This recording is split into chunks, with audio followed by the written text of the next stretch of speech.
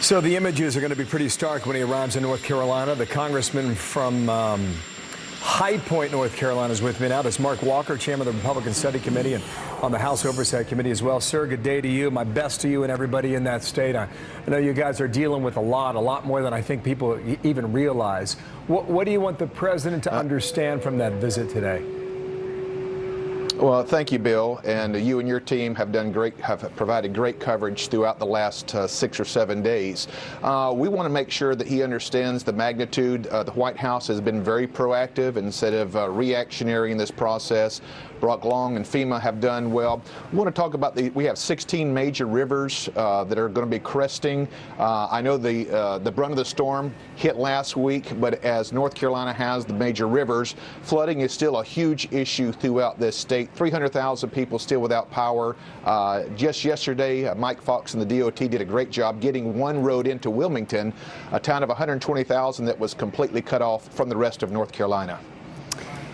How do you think FEMA did so far? And I ask that because it's not over. And I know you've given them praise, but are you getting what you need?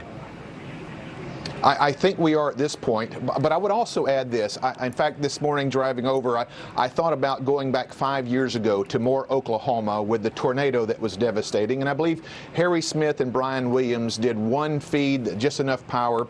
And they said this. They said, if you're waiting for the federal government, you might be waiting for a couple of days, but the Baptist men are already here.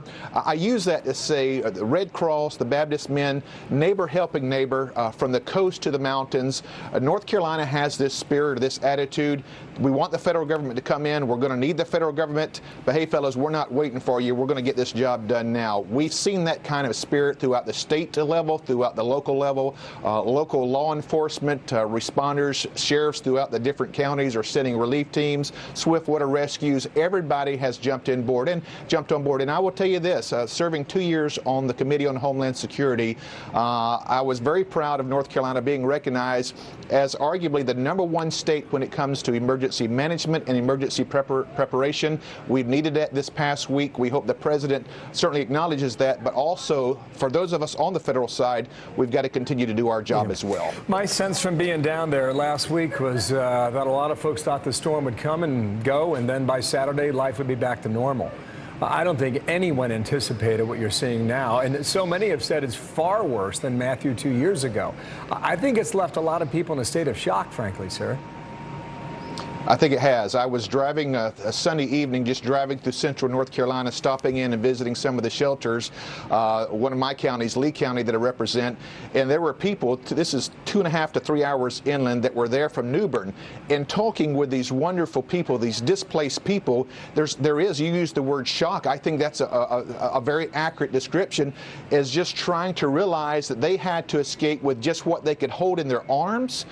They don't know what they're going back to. They don't know when they can get back there, and we're talking about tens of thousands of people that are in this predicament, plus on top of that, hundreds of thousands of people who still don't know when they can have access to power. As you said, energy is not underrated. We're going to continue to work with the crews. We have teams from 17 different states coming in to do utility work. We've had help from 29 different states. We appreciate that, because this is certainly a national incident. Anytime we have such a hurricane this magnitude, with specifically the days after the flooding and some of the continued really suffering that we're seeing. Think about the elderly, and you think about the poor, and there's a lot of poverty in some of these small towns in eastern North Carolina, as you well know. It just makes it doubly tough for those people.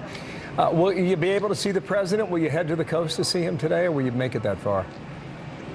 We have not coordinated our schedules at this point. I'm currently about 3.5 hours from the coast. If we have a chance later in the afternoon, we may try, but as of right now, no intentions to do so. Thank you, sir. Mark Walker, you're going to need a lot of help down there. Thank you for sharing what you know already today. High Point, North Carolina. Thanks, Bill. You bet.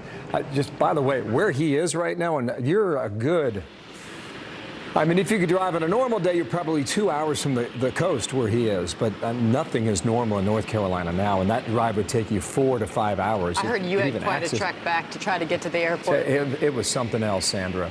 And we were lucky because we had access to the official information.